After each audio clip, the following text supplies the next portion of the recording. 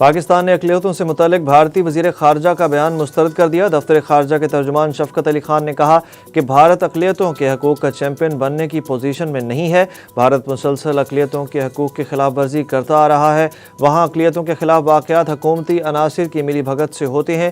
انہوں نے واضح کیا کہ پاکستان میں ریاستی ادارے پالیسی کے طور پر اقلیتوں کے تحفظ کے لیے فعال کردار ادا کرتے ہیں۔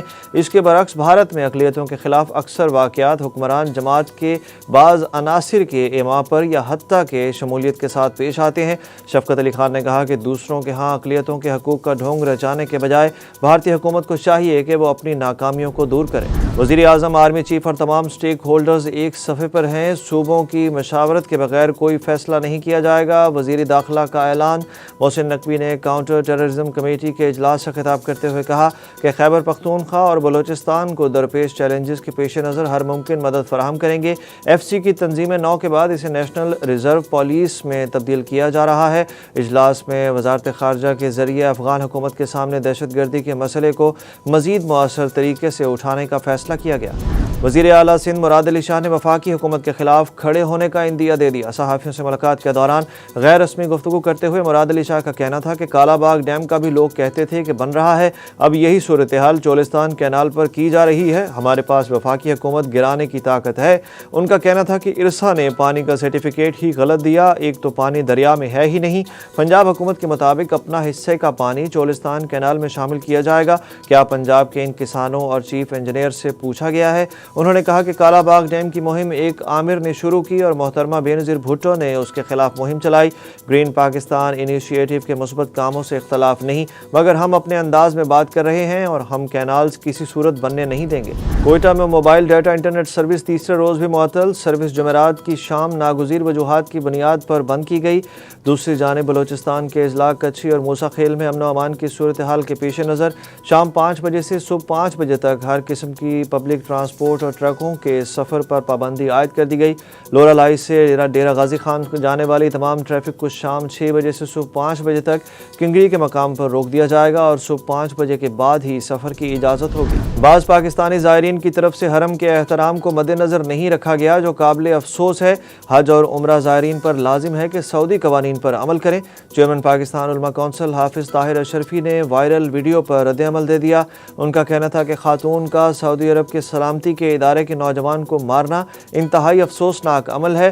حرم اور مسجد نبوی میں کپڑے دھونا، لٹکانا اور بدلنا سعودی قوانین کے خلاف ہے۔ سعودی حکومت اس پر ایکشن لیتی ہے تو وہ حق بجانب ہوگی۔ حافظ طاہر اشرفی نے کہا کہ صرف طواف کے لیے احرام باندھنا بھی سعودی قوانین کے خلاف ہے۔ یہ پاکستان کے عمرہ اور حج زائرین کے لیے مشکلات کا سبب بھی بن رہا ہے۔ ایک شخص سے اتنا خوف کبھی نہیں دیکھا، ہمارا مینڈیٹ چوری کیا گیا اور اب بھی ہمیں سیاسی سرگرمیوں کی اجازت نہیں۔ تحریک انصاف کے مرکزی سیکریٹری انفارمیشن شیخ وقاص اکرم کی پشاور میں پریس کانفرنس۔ بولے عدالتی احکامات پر اڈیالہ جیل عمل درآمد نہیں کر رہے، عمران خان کے مقدمات عدالتوں میں نہیں لگ رہے، کے پی کے علاوہ باقی پاکستان ہمارے لیے کنٹینرستان بن گیا ہے۔ ان کا کہنا تھا کہ قوم سوال کر رہی ہے کہ اگر وہ ایک معمولی افسر سے عدالتی فیصلے پر عمل درآمد نہیں کر سکتی تو پھر اس کو بند کیا جانا چاہیے۔ عمران خان سے بند ملاقاتوں پر پابندی ختم ہونی چاہیے۔ ایسے افسران کو عبرت کا نشان بنانا چاہیے۔ امید ہے اب عمران خان کی بچوں سے بات کروا دی جائے گی اور کتابیں بھی فراہم کی جائیں گی۔ حکومتی اعلانات کے باوجود چینی کی قیمت مسلسل اوپر 180 روپے کلو میں فروخت جاری۔ اسلام آباد، راولپنڈی، کراچی اور پشاور میں چینی سب سے مہنگی ہے۔ ادارہ شماریات کی تازہ ترین رپورٹ کے مطابق ملک میں چینی کی زیادہ سے زیادہ قیمت 180 روپے اور اوسط قیمت 168 روپے 80 پیسے فی کلو ہے۔ مہنگا سونا مزید مہنگا ہو گیا۔ فی تولہ سونا قیمت 1620 روپے اضافے کے بعد 3,25,000 روپے ہو گئی۔ 10 گرام سونے کی قیمت 1389 روپے اضافے سے 2,78,635 روپے ہو گئی۔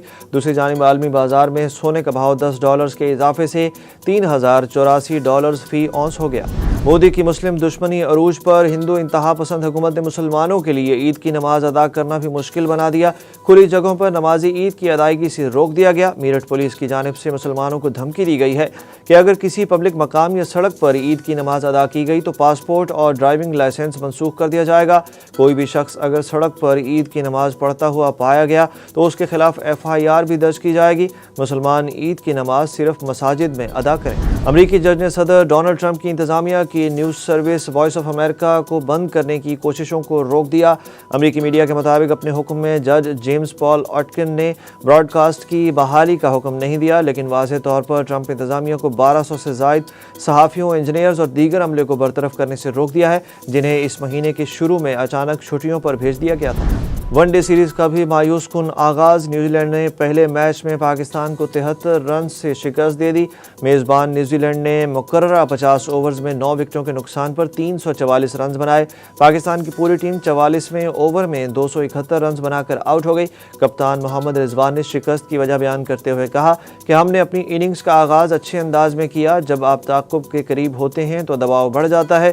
3 سے 4 اوورز نے مومنٹم بدل دیا۔ مارک چیمپئن نے شاندار کھیلا اور اچھے رن سکور کیے، جبکہ نیوزی لینڈ کے محمد عباس نے پاکستان کے خلاف ڈیبیو میچ پر تیز ترین نصف سینچری کا ریکارڈ بنا دیا۔ اپنے پہلے میچ میں 21 سالہ محمد عباس نے پاکستان کے خلاف 24 گیندوں پر 50 سکور کی۔